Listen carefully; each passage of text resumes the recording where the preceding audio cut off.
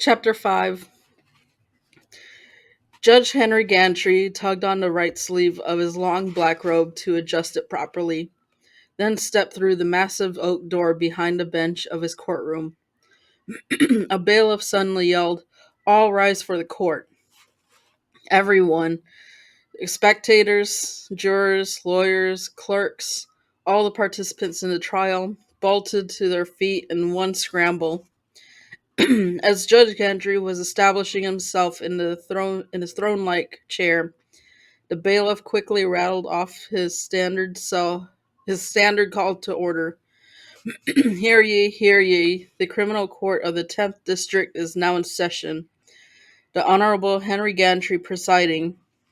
Let all who have matters come forth. May God bless this court. Please be seated, Judge Gantry said loudly into the microphone before him. Just as suddenly as the crowd had jumped to its feet, it fell backward in one collective motion. Chairs squeaked, benches cracked, purses and briefcases were rearranged, and the 200 or so people all seemed to exhale at once. Then everything was quiet. Judge Gantry quickly surveyed the courtroom. As expected, it was filled to capacity. "Well, we certainly have a lot of interest today," he said. "Thank you for your presence." He glanced up at the balcony, made eye contact with Theo Boone, then smiled at the presence of his classmates sitting shoulder to shoulder, all frozen at attention. "The matter at hand is the case of the state versus Mr. Peter Duffy. Is the state ready to proceed?" Jack Hogan, the prosecutor, stood and announced, "Yes, Your Honor, the state is ready." "Is the defense ready to proceed?" Clifford Nance rose and solemnly said, "We are ready, Your Honor." Judge Gantry turned to his right, looked at the jury, and said, "Now, ladies and gentlemen of the jury, you were selected last week, and when you left here, I gave you specific instructions not to discuss this case with anyone. I warned you that if anyone tried to approach you and discuss the case, then you are to notify me. I now ask that if that has happened, any contact with anyone about this case." All jurors shook their heads in the negative. "Good. We have disposed of all pre-trial motions, and we are now ready to begin. At this stage of the trial, both sides will have the opportunity to address you directly and make what we refer to as an opening statement. An opening statement is not proof, not evidence, just a summary of each side's version of what happened. Since the state has the burden of proving guilt, the state will always go first. Mr. Hogan, are you ready?" "Yes, sir." "You may proceed." Theo had been unable to eat breakfast, and he'd slept little. He had read many stories of athletes who were so nervous they couldn't eat or sleep before a big game. They were overcome with butterflies, queasy stomachs, brought on by fear and pressure. Theo could certainly feel the pressure right now. The air in the courtroom was heavy and tense. Though he was only a spectator, he had the butterflies. This was the big game. Mr. Hogan was a career prosecutor who had handled cases in who handled the major cases in Strattonburg. He was tall, weary, bald, and wore a black suit every day. Behind his back, folks joked about his black suits. No one knew if he had only one or a couple dozen. Though he had rarely smiled, he began his opening statement with a friendly good morning and introduced himself and the two younger prosecutors at his table. He did a nice job of breaking the ice. Then he got down to business. He introduced the victim, Myra Duffy, by showing the jury a large color portrait of her. She was only 46 years old when she was murdered, he said gravely. The mother of two sons, Will and Clark, both college students. I'd like for them to stand. He pointed to the front row directly behind the prosecution's table, and the two young men stood awkwardly and looked at the jurors. Theo knew from the newspaper reports that their father, her first husband, had been killed in a plane crash when they were little boys. Mr. Duffy was her second husband, and she was his second wife. People like to say that there was a lot of remarrying out of the creek. Mr. Hogan was describing crime. Miss Duffy had been found in the living room of the large contemporary home she shared with Mr. Duffy. It was a new home, less than 3 years old, and it was on a wooded lot that backed up to the golf course. Because of all the trees, the house was barely visible from the street. But then the same could be said of most of the homes at Waverly Creek. Privacy was important out there. When her body was found, the front door of their home was unlocked and slightly open. The alarm system was in standby mode. Someone had taken their jewelry from her closet, a set of antique watches owned by Mr. Duffy, and 3 handguns from the drawer by the television in the den. The estimated value of the missing loot was about $30,000. The cause of death was strangulation. With the approval of Judge Gantry, Mr. Hogan stepped to a projector, hit a button, and a large color photo appeared on the screen opposite of the jury. It showed Miss Duffy lying on the carpeted floor, well dressed, seemingly untouched, her high-heeled shoes still on her feet. Mr. Hogan explained on the day she was murdered, a Thursday, she had a luncheon date at noon with her sister. Apparently, she was ready to leave the house when she was attacked and killed. Her murderer then went through the house, took the items that were missing, and left. Her sister began calling Miss Duffy's cell phone, 10 calls over the next 2 hours, and became concerned, enough that she drove to Waverly Creek to the Duffy's home and found her sister. As far as the crime scenes go, this one looked rather peaceful. The victim could have simply fainted. At first, her sister and the police thought she had died of a heart attack or a stroke or some other natural causes. But given her age, fitness, and no history of drug abuse, they quickly became suspicious. An autopsy revealed that the true cause of death. The person who killed Mrs. Duffy grabbed her from behind and pressed firmly on her carotid artery.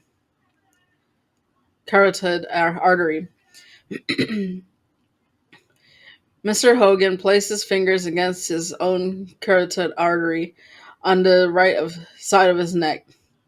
10 seconds of firm pressure in just the right place and you lose consciousness, he said. Then while everyone else waited to see if he might just collapse himself right there in open court. He did not. He continued. Once Miss Duffy passed out, her killers kept pressing firmer and firmer, and 60 seconds later she was dead. There were no signs of struggle, no broken fingernails, no scratches, nothing. Why? Because Miss Duffy knew the man who killed her. Mr. Hogan dramatically turned and glared at Mr. Duffy, who was seated between Clifford Nance and another defense lawyer. She knew him because he was married to him. There was a long, heavy pause as the entire courtroom looked at Mr. Duffy. Theo could see the back of his head. He wanted desperately to see his face. Mr. Hogan continued. He was able to get so close because he trusted him. Mr. Hogan stood by the projector and displayed more photographs. Using them, he laid out the entire scene, the interior of the house, the front door, the rear door, the close proximity of the golf course. He used the photo to the main entrance of Waverly Creek with its heavy gates and guardhouse and security cameras. He explained that it was highly unlikely that an intruder, even a clever one, could breach all that security. Unless, of course, the intruder was not really an intruder because he lived there too. None of the neighbors saw a strange vehicle leave the Duffy home. No one saw a stranger walking the streets or running from the house. Nothing unusual was reported. In the past 6 years, there had been only two home burglaries at Waverly Creek. Crime was virtually unheard of in this quiet community. On the day of the murder, Mr. Duffy played golf, something he did almost every Thursday. He teed off at 11:10 a.m. According to the computer logged in the golf shop. He was alone, which is not unusual, and as always, he used his own electric golf cart. He told the course starter that he had planned to play 18 holes, the North 9 and the South 9, the two most popular courses. The Duffy home bordered the sixth fairway of the Creek course, a smaller course preferred by the ladies. Mr. Duffy was a serious golfer who always kept score and didn't cheat. Playing 18 holes alone usually took about 3 hours. The day was overcast, cool, and windy, weather that would discourage most people from playing golf. Other than a foursome that had teed off at 10:20, there was no one else on any of the three courses at 11:10. Another foursome teed off at 1:40. Mrs. Duffy's sister found her immediately called the police. The call was recorded at 2:14 p.m. The autopsy placed her time of death at around 11:45. With the help of an assistant, Mr. Hogan set up a large diagram of Waverly Creek community. He identified the three golf courses, the golf shop, driving range, tennis courts, and other points of interest. Then he showed the jury the location of the Duffy home on the Creek course. According to the test the state had performed, Mr. Duffy was either on the fourth or fifth hole of the North 9 at the time of his wife's murder. Riding in a golf cart identical to the one owned by Mr. Duffy, a person could travel from that part of the course to the Duffy home on the sixth fairway in about 8 minutes. Peter Duffy took the diagram and slowly shook his head as if Mr. Hogan was full of nonsense. He was 49 years old with a dark, scowling face topped by thick graying hair. He wore horn-rimmed glasses, a brown suit, and could easily have been mistaken for one of the lawyers. Jack Hogan moved home from the point that Mr. Duffy knew his wife was home. Obviously had access to his own house, was in a golf cart only minutes away from the time of the murder, and was playing golf at a time when the course was practically deserted. His chances of being seen were slim. He planned it very well, Mr. Hogan said, over and over. The mere fact that a good lawyer kept saying that Mr. Duffy killed his wife made his theory sound believable. Repeat repeat something enough and folks will start to believe it.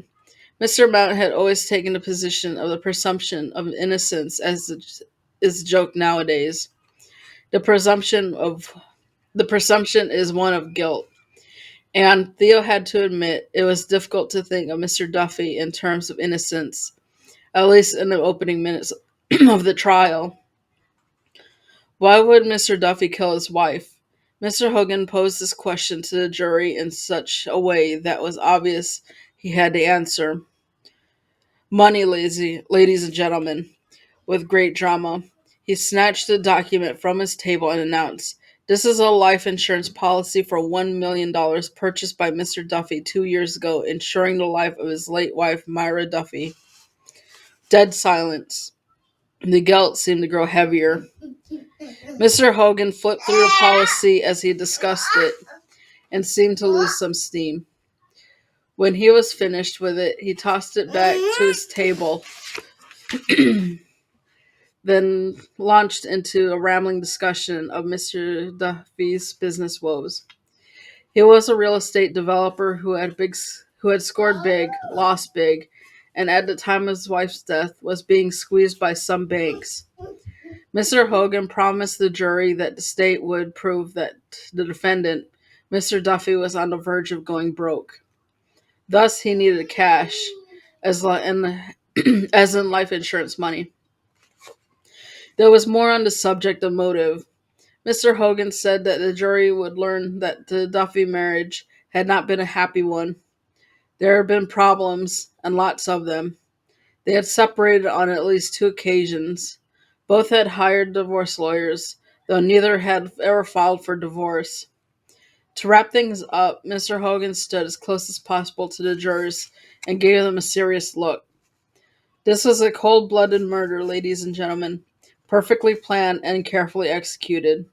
Not a hitch, no witnesses, and no evidence left behind. Nothing but a lovely young woman brutally choked to death. Mr. Hogan suddenly closed his eyes, tapped the side of his head, said, "Oh, and I forgot something. I forgot to tell you that 2 years ago, when Mr. Duffy bought the life insurance policy, he also began playing golf alone. He seldom played alone before then, and will bring in the witnesses to prove it. Isn't that a coincidence?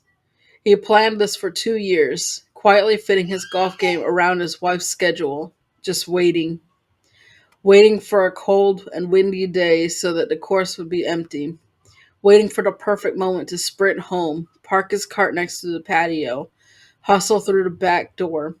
Hi, honey, I'm home. Then grab her when he was looking. 1 minute later, she's dead. He'd planned this for so long, he knew just what to do. He grabbed her jewelry, grabbed his expensive watches, and grabbed the guns so the police would think that it was work of burglar.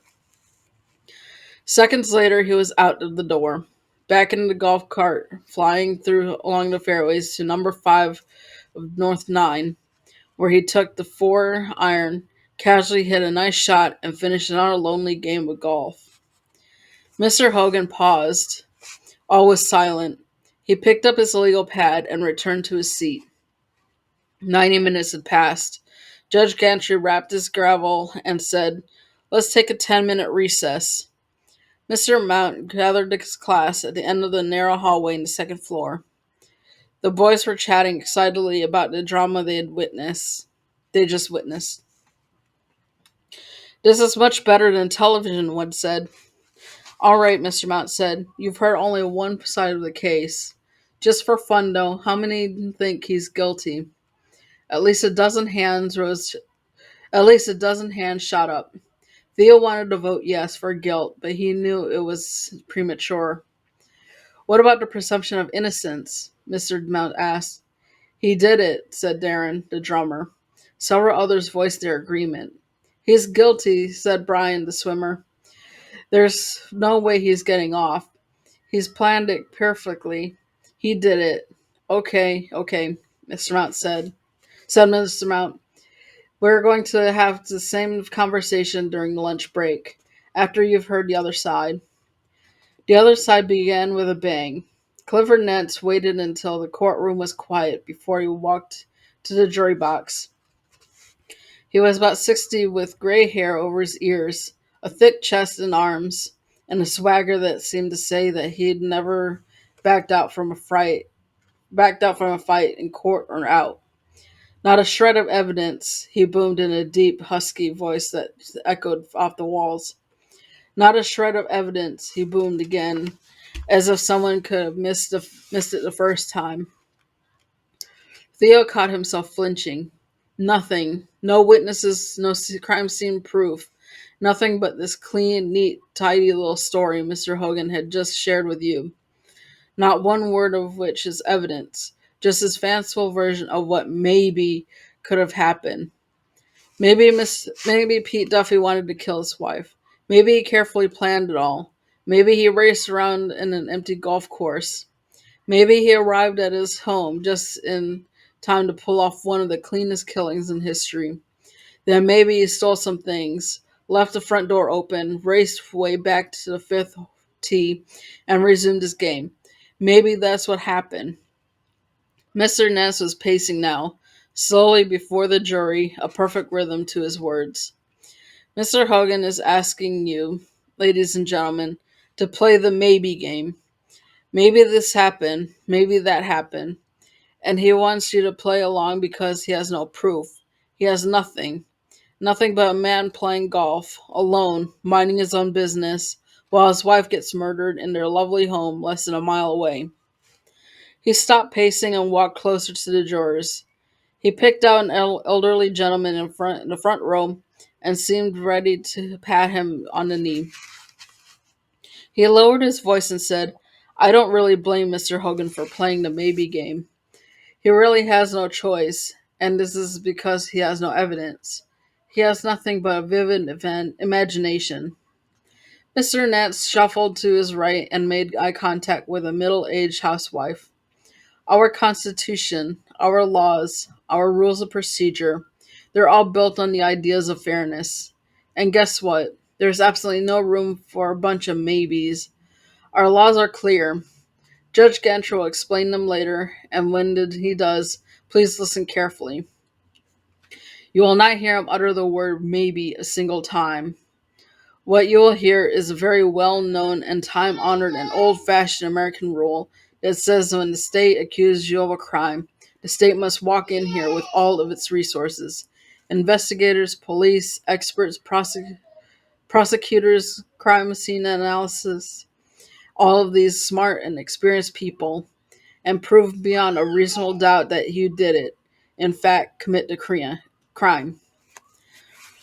Mr. Nett shuffled to his left and looked sincerely and convincingly at 6 jurors on the second row. He spoke with no notes, his words smooth, almost effortless, as though he had done this 1,000 times, but had lost none of his passion. Beyond a reasonable doubt, beyond a reasonable doubt, the state has a heavy burden, one that cannot possibly meet. He paused while everyone took a breath. He walked to the defense table, picked up a yellow legal pad, but did not look at it. He was an actor on the center stage, and he knew his lines by heart. He cleared his voice and then at full volume continued. "Now the law says that Pete Duffy does not have to testify, does not have to call witnesses in his defense, does not have to prove anything. And why is this? Well, it's very simple. He is protected by one of our most cherished safeguards. It's called the presumptions of innocence." Mr. Nance turned and pointed at his client. "Pete Duffy sits here, an innocent man, same as you, same as me." He began pacing again, slowly, his eyes never leaving the eyes of the jurors. "However, Pete Duffy will testify. He wants to testify. He can't wait to testify. And when he takes that seat right here on the witness stand, he will testify under oath, and he will tell you the truth. The truth, ladies and gentlemen, is something far different from the little story Mr. Hogan just created. The truth, ladies and gentlemen, is that Pete Duffy was indeed playing golf that fateful day, and he was alone, his preferred way of playing. The records will reflect that he teed off at 11:10, drove away from the first tee in his own golf cart, one that he keeps in his garage, as do most of his neighbors. He was on the course alone, while his wife was at home getting ready to leave for lunch in town. A thief, some unknown criminal who's still at large and will probably remain so at the rate we're going, entered the house quietly and mistakenly thought no one was home. The alarm was off. The front door was unlocked, and was the back door. This is still not uncommon in this neighborhood. Unexpectedly, the thief encountered Myra Duffy, attacked her with his hands because he had no weapon, and at that point he became something else. He became a murderer. Mr. Nance paused and walked to the defense table, where he picked up a glass of water and took a long drink. Everyone watched him. There was nothing else to watch.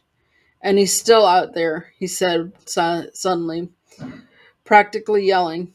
Or he could be in here," he said, waving his arms, taking in the entire courtroom.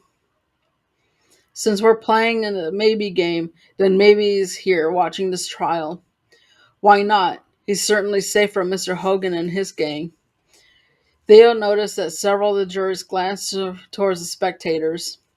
Mr. Nant shifted gears and talked about the life insurance policy, and specifically the fact that Mr. Duffy had indeed purchased one that made him the recipient of $1 million in the event of his wife died. But there had been an identical policy on his life named Mrs. Duffy as the recipient. They had simply done what most married couples do. They had purchased dual possibility policies. He promised to prove to the jury that Pete Duffy's business affairs were not nearly as dire as Mr. Hogan claimed. He admitted that the Duffys had struggled with their marriage and they had separated on more than one occasion, but they had never filed for divorce. In fact, they were determined to work through their differences. Mr. Mount sat in the second row of the balcony behind the students. He chose this spot carefully so he could see all 16 if necessary. So far, they had been riveted by the opening statements. Not surprisingly, Theo was more engaged than the others. He was exactly where he wanted to be. When Mr. Nez finished, Judge Gantry called for an early lunch recess. That's the end of chapter 5.